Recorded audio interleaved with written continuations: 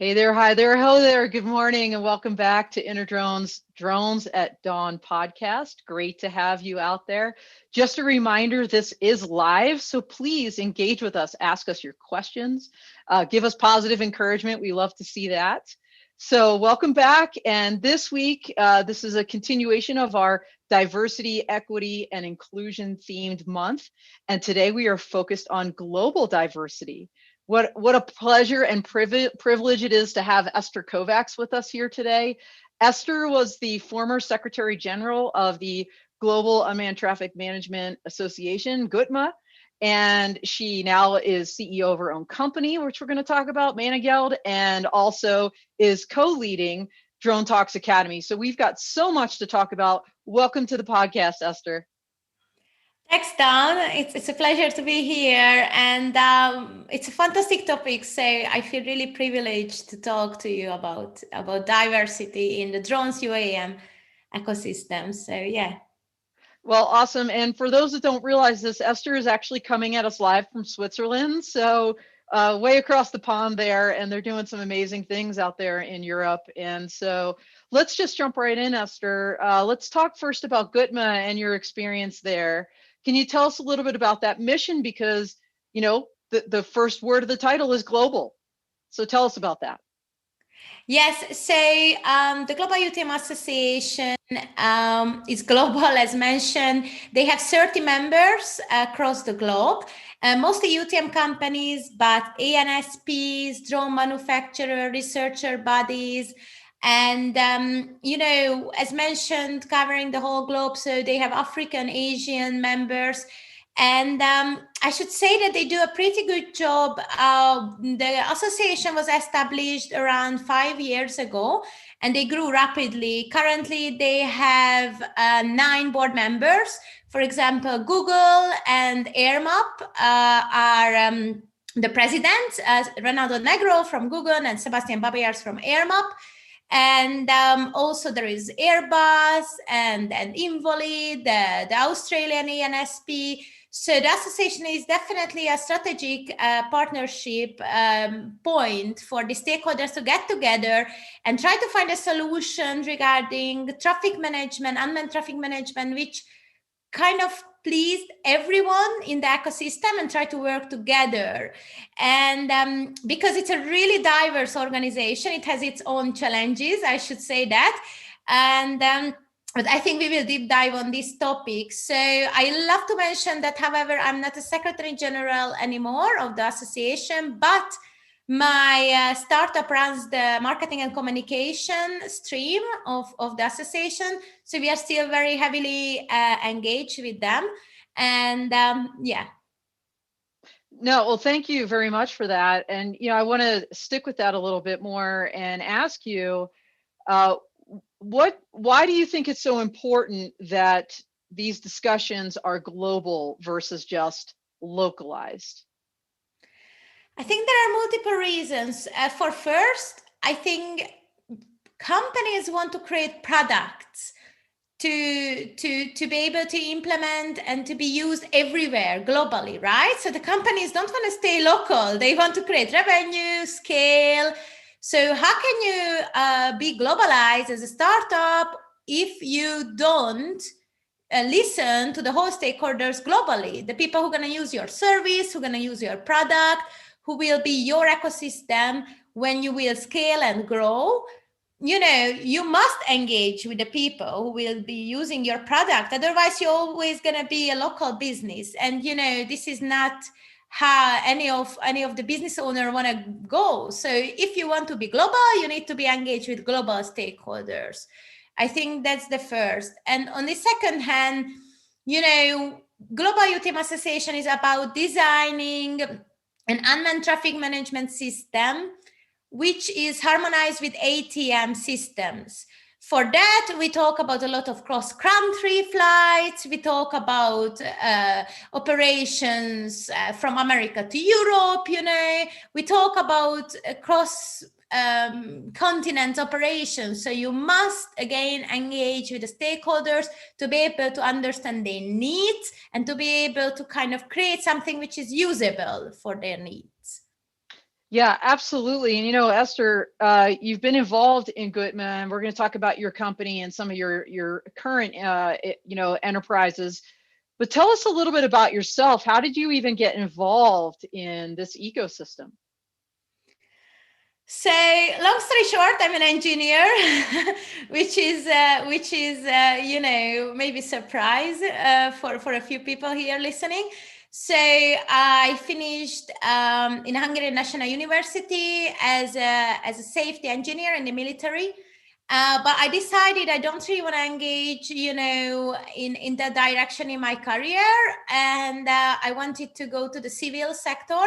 So I spent a few years, actually 12, 13 years in multinational companies, leading programs, more technology programs, Internet of Things or IT implementations. And the last place where I work, that's called GSMA, which is a Global Association for Telecom Companies. So there is 700 telecom companies get together and work on different solutions where people use cellular as an innovation, like mobile money, like when you pay with your mobile phone, you use cellular basically, and other like smart meter reading, so they have a SIM card as well in it. So it sends the data to the service provider, and this kind of solutions. And this association had this hub, right, where they started to investigate, okay, what happened if they use cellular for BVLOS drone flights? And I got that program under me. And it was super interesting. We had I think 5 telecom companies working on it. How can we utilize cellular for BVLOS flights? It was 5 years ago. And when I left, they were 50, 52. So it boomed because, they all seen the business potential in it. And they all wanted to add other value services as well, not just cellular, flying BVLOS, drone. But they understood there is a lot of other extra value what cellular connectivity can give. So I led that program. And long story short, when the talk was realized there is something here, I realized as well, leading that program. And I was like, okay, I felt a little bit limited, working for one company and running this initiative. So I was always a little bit entrepreneur. And I just decided, look, I want to leave and I want to do bigger than that one small piece of this cake. And following on that, I started to freelance and I started to join GUTMA. I was a secretary general there, and in the meantime, I launched DroneTalks and DroneTalks Academy with Lorenzo Murzilli. Yeah, so wow. So your background between engineering and Internet of Things, and then cellular and working BVLOS with cellular, you bring so much to the table to this industry. So I'm glad you launched out on your own to become an entrepreneur. So let's talk a little bit about that. You just launched, now I want to pronounce it correctly. Is it Manageld or Manageld? Yes, it's Manageld. Manageld, that's what I thought it was. So tell us about your company that you just launched. So it's not really new. So when I left GSMA, I launched this company to be a freelancer in the drone ecosystem, and it's super funny because I think this is what's one of my advice to the audience, to be agile. However, I came from a safety engineering, techie focused background. I ran multiple programs, so I was in the end more a program manager. But initially I thought okay, I will have a program manager agency and we will run fantastic drone programs, but there was no need for it, however, we were, I think, really good. We really knew what we talk about. People didn't want to outsource program management. They all wanted to kind of, kept in house. And there was no business need, and this is the part where I had to kind of rethink and be a little bit agile and react on the external push of the industry. And GUTMA asked me in the beginning to be a com lead, communication lead, because what they recognized was that it's really hard to find people who can go public and talk about drones in a way others understand, and also understand the questions, be able to react, So basically, to combine the two, it's really challenging. So this is how we got in communication, my company. And after more and more company ask us to talk about different topics regarding cellular technology, and write content expert articles. And this is how we shuffled more and more on communication marketing as well, not just program management. And Manageld, it's a communication program management marketing agency at the moment, because the external need was that. So we changed. I hired a few people who are experts in communication and marketing, and we combined my knowledge of the drone ecosystem with that. Well, that's brilliant. And as we always said in the United States Air Force, flexibility is the key to air power, right? So the fact that you really were looking strategically and thinking, all right, I had this value proposition, nobody's really buying this value proposition, what is the need, and figuring that out. And absolutely, I agree that being able to talk to people about what is happening in technology and in drones in a way that they understand, because as we're focused on this global diversity topic, Eszter, this idea that public acceptance is really key. And that means on a global scale, right? So important. And I know that you've just launched recently, you did launch recently the DroneTalks Academy. And I love the fact that it's actually global in your content. You're thinking about not just Europe where you're based, but other countries and what they are doing as part of the curriculum. So let's talk about that. But I also wanted to give a quick shout out to Garrick Booker, who said good morning and thanked us for our great information. So good morning, Garrick. Really appreciate your comment, and hope other people chime in and talk to us as well. So Eszter, tell us a little bit about DroneTalks Academy, what it is. So yes, thanks, Dawn, for the question. And hello, Garrick. I love when someone is that brave commenting or asking questions. So Garrick, you are the star of this discussion. Please, I really love interactive podcasts. I'm not sure, Dawn, if you agree, but again, we can talk about anything here, but if we know what you are interested in, we talk about that. So please drop a line there. But what I wanted to say, so DroneTalks. It's a funny story, because I never wanted to own a media platform or anything like that again, and that's not the goal of DroneTalks. But I went more and more meetings with European Commission, FAA, and others when I was a section of GUTMA. And I recognize that I see always the same faces everywhere. I see the same 20 people in all the discussions where I join, and I close my eyes and I know who is those 20 people who I will see when I dial into a meeting. So I just made me think, hey, there is only 20 people really who can talk about drones, or where are the others? Like, why they are not visible, what their thoughts are. And that was the first idea of mine. And after that, I was like, okay, there are these people out there, the CEOs of the companies. And basically, how does it work, right? These CEOs of the companies want to make money. They are the CEO of drone companies. They want to make money. So what they do, they go and lobby at governments. So they constantly go to Washington, to Brussels, and where they need to lobby, they put their fantastic regulatory team and lobby like hell, because they want to make a good revenue. So what do they do with that?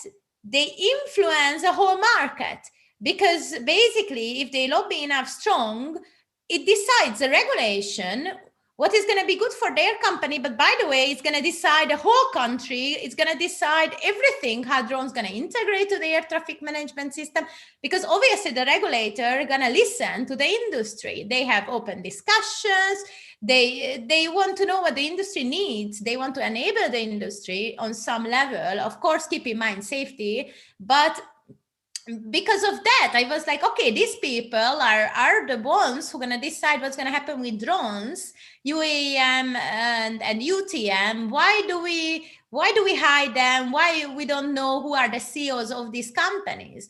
So I started to go and record these discussions with the CEOs, and I wanted to understand what's their business decision, how they see the market, where they come from, and this is how Drone Talks born, basically. And after that, we recorded the discussions. It was a boom, and just people just started to watch because they want to know as well who are the CEO of Drone Delivery Canada, or who are the CEO of Kitty Hawk, and what they think about business and revenue. So this is how it's kickstarted and going pretty successfully, I think. And how is it evolving, Eszter, over time?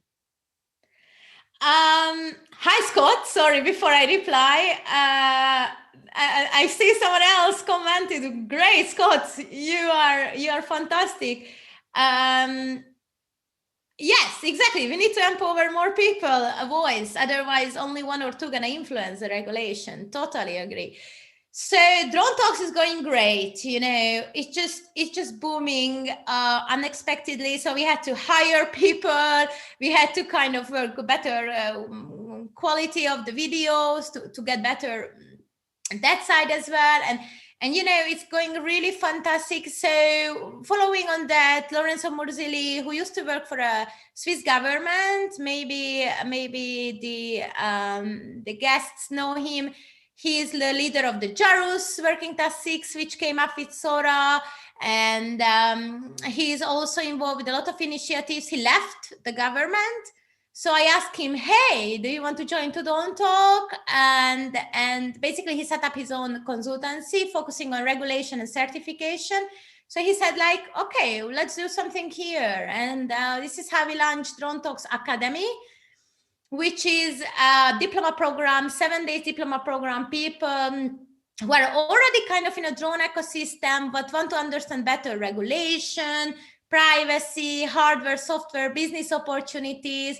So invited fantastic guest lecturers like you, Dawn, and others from the ecosystem, because we do believe in that we need to involve people from the field to give knowledge on that particular expertise, what they have, to be able to design this 7 full days program to get the best knowledge from people who are really doing the work. So we invited CEOs of drone companies. We invited SORA Consulting, who approves hundreds of SORA, who sent for approval hundreds of SORAs in worldwide.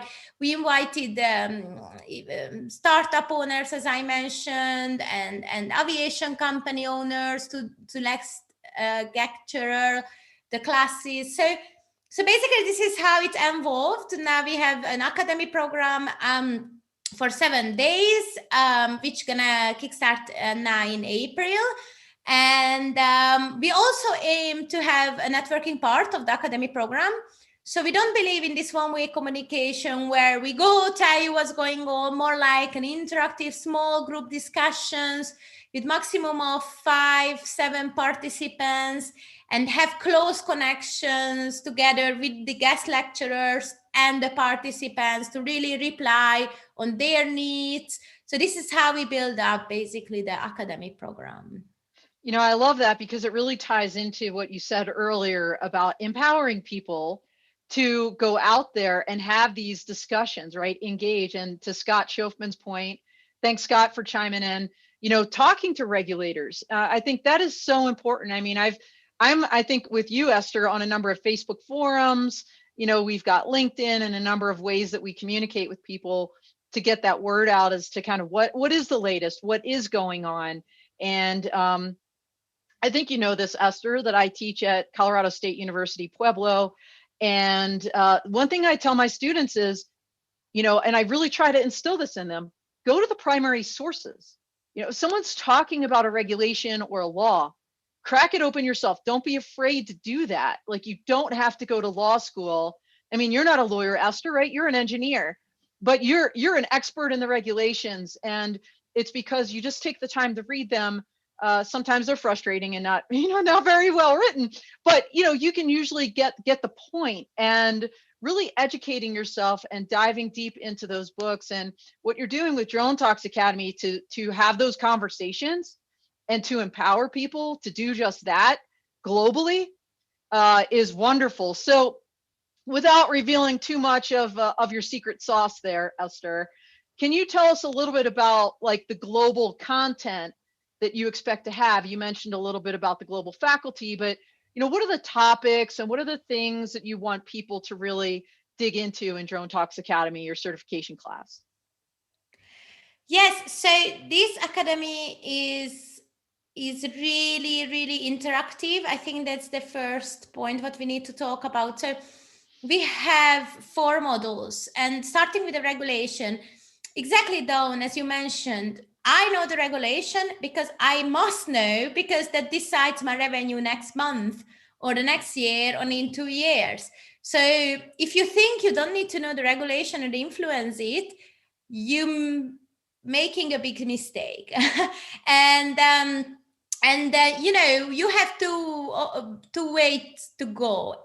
You wait, someone else influencing it, and you hope it's going to end up in a favor of you, but maybe not, That's one way to do. And the other way, you understand it, you engage with people who already know what it is, and after you start to think about who should I talk to, who should I engage with, to be able to input it on a way which beneficial for me, right? So this is one of the module what we go through. We will go through the American, European, Asian, Indian, African regulation, and understand and have an interactive discussion about what you need to do to get involved, to influence those regulations.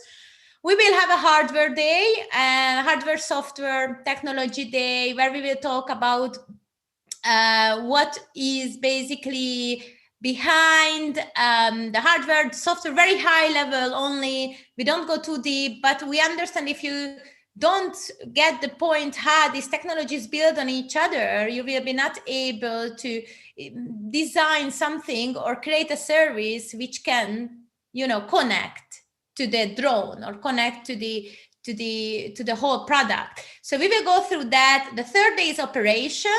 So we will discuss about SORA certifications, how drone operates, what you need to do to operate. So again, very high level, but it will be able to clarify a lot of questions of yours. And again, very strategically, high picture, how this all aligned. So it's not going to be like a detailed, more like if you run a business, what you need to know about drone operations. And the last day is a business day, where we will talk about investor overview. We invited an investor who tell us why he invests in a company, why he don't, related drone companies. We also will review the business topics, global stakeholders, privacy, and security, and all the business related questions will be answered there. So I think this is the 4 modules which we go through in 7 days, and the 7 days is in 6 weeks. So we always have 2 days in 2 weeks, basically, in the program. Yeah. Well, that's an amazing cross-cutting set of topics that you have. And again, global, the countries that you're mentioning. What I love also about InterDrone is that they are really incorporating global content into their event that's going to be 10 to 12 August in Dallas, Texas. So hope to see a lot of you there. Looking forward to being the first, we hope, live event. That's going to be amazing. So let me ask you this, Eszter. Great content, great faculty. How do people plug in? How do they sign up? How do they get involved more with DroneTalks in general and DroneTalks Academy certification? Yes, so very shortly, go to our webpage, DroneTalks.online. We have these new t-shirts. I'm not sure if you can see it. It's brand new, so now I'm wearing it, and getting into marketing and com, right? So go to the webpage. There is an academy part there, and click on it and sign up, or email us, schedule a call. we're happy to discuss, if you have any question. We actually, last week, we got a request from a Costa Rican government. They emailed us and they said, hey, we cannot get involved on those days where you have the course, but can you tailor one for us? So we are in a discussion to tailor one to the Costa Rican government, so funny enough. And so the other thing, I'm not sure if you can drop here in the chat that I would like to offer a 20% off for everyone listening. So if you use the code DroneTalks20 in the checkout, you can get 20% off from the final price. And I love, there is another question here, Dove. I'm not sure see that. if you have. I can see it from Massachusetts, engineering.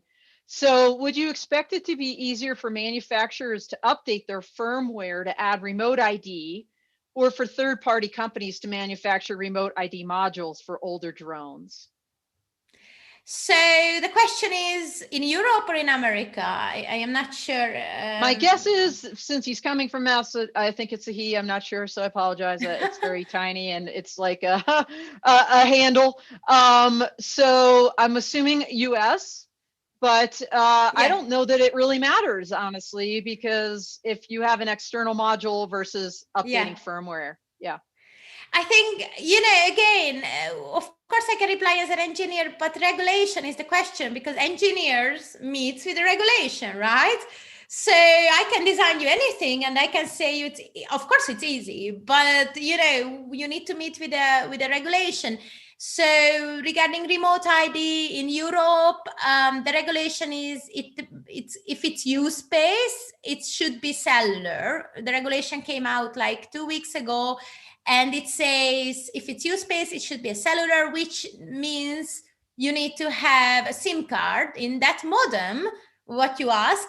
So in my opinion, at the moment, what they do in Europe, they have a hookup device. A lot of people, they don't build into the drone and they just hook on to the drone, and they use it for remote identification. They put the SIM card. Later on, I believe they need to design it to the drones. If you want to use cellular for remote identification, if you don't want to use cellular, as it in the US, it's not there. I think easier for manufacturers to update their firmware to add remote ID. Yes, I don't think so any problem with that. No, I think it's easy. And I think at the moment, I don't see too many third companies manufacture these remote ID modules. So I think they should do the drone manufacturers, because I don't think so they should wait until someone comes to the market. It's too late. So I think they should be able to do it. Yeah.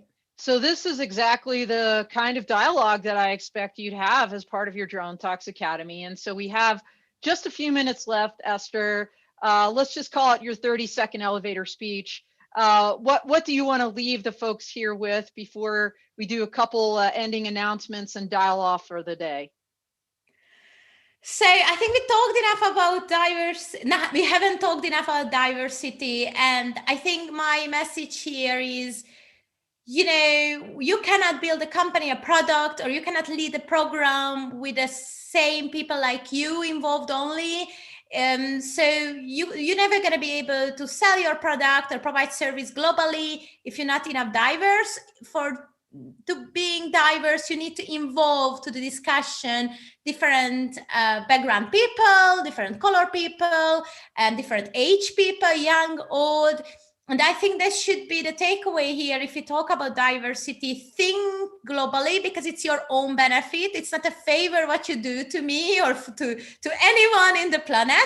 It's your own benefit, and you will raise your own revenue, because end of the day, you want to create a product to everyone. So you need to involve everyone to that discussion.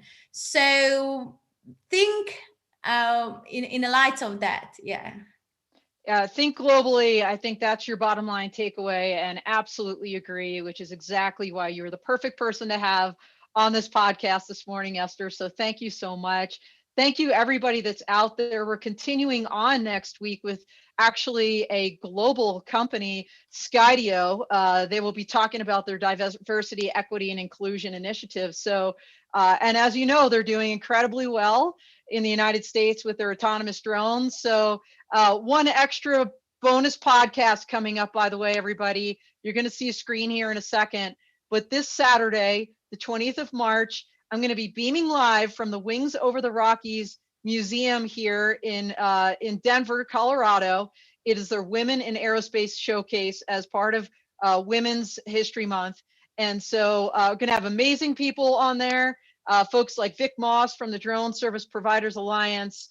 We're going to have folks from UAS Colorado, all kinds of people from the Wing Over the Rockies, and maybe just a couple random folks that I'm going to grab out of the audience as well. So we're going to be coming live from that event on the floor there at that. And next week, we are going to be talking about a topic that is near and dear to many people's hearts, and what we've seen a lot in the last year, some tensions in the United States. We're going to be talking about racial diversity, and we're going to be talking with Hernanda White. She created a company called Black Girls Drone. And so I'm so excited to speak with Hernanda about her initiative to bring drone and STEM to underserved and underprivileged communities, to inspire girls and women of color to jump into the drone industry. So more to follow there. But thank you again, Eszter. Thank you, everybody. Hope to see you Saturday, and hope to see you next Monday as well. Out here. Bye.